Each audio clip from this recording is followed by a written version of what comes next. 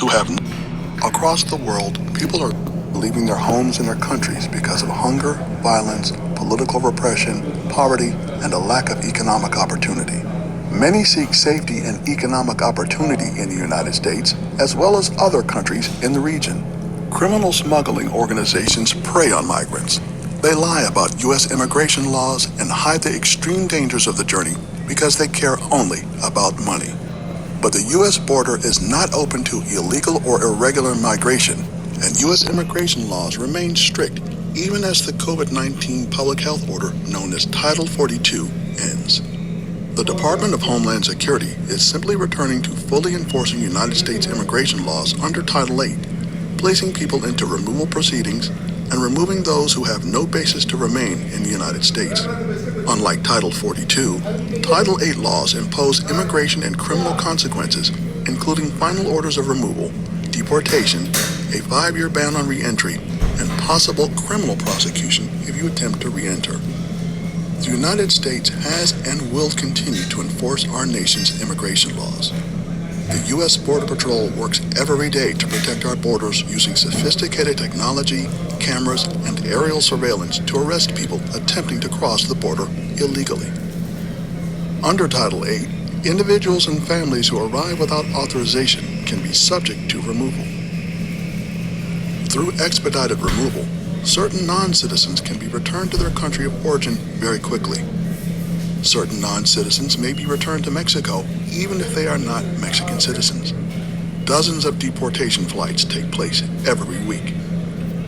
Last year, the U.S. removed or expelled more than 1.4 million people, more than any previous year.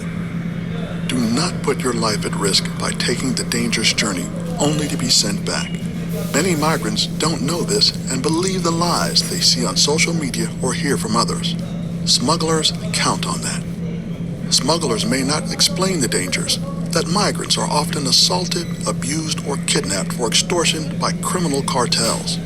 Smugglers lie about the risks of death due to heat and dehydration, the dangers of drowning trying to cross the river, or the injuries that migrants could suffer falling from the border barriers. Smugglers also lie or leave out the fact that non-citizens who arrive without authorization are subject to removal from the United States.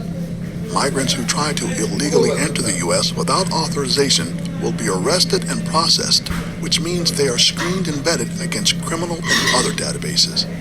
Anyone who poses a threat will be removed as quickly as possible or detained in accordance with the law. The fact is, most non-citizens coming to our border are not eligible to remain in the United States. Asylum laws do not provide for relief solely for economic reasons or for general violence. U.S. authorities may detain migrants until removal. In some cases, non-citizens may be temporarily released as they await the results of their immigration court proceedings, only if they have passed screening and vetting. They are required to check in with U.S. Immigration and Customs Enforcement on a regular basis and may be given ankle monitors or similar electronic devices.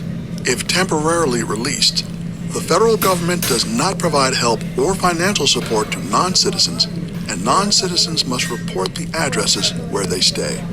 An immigration judge may grant asylum or other forms of relief or protection if non-citizens qualify. Most do not. If a non-citizen receives a final order of removal through their immigration court proceedings, they will be taken into custody or remain in custody and are subject to removal from the United States. These are our immigration laws, and it would take an act of Congress to change them. Do not believe smugglers who just want to make a profit. Lawful pathways are the right way for migrants to come to the United States. DHS will continue to enforce the laws of the United States of America.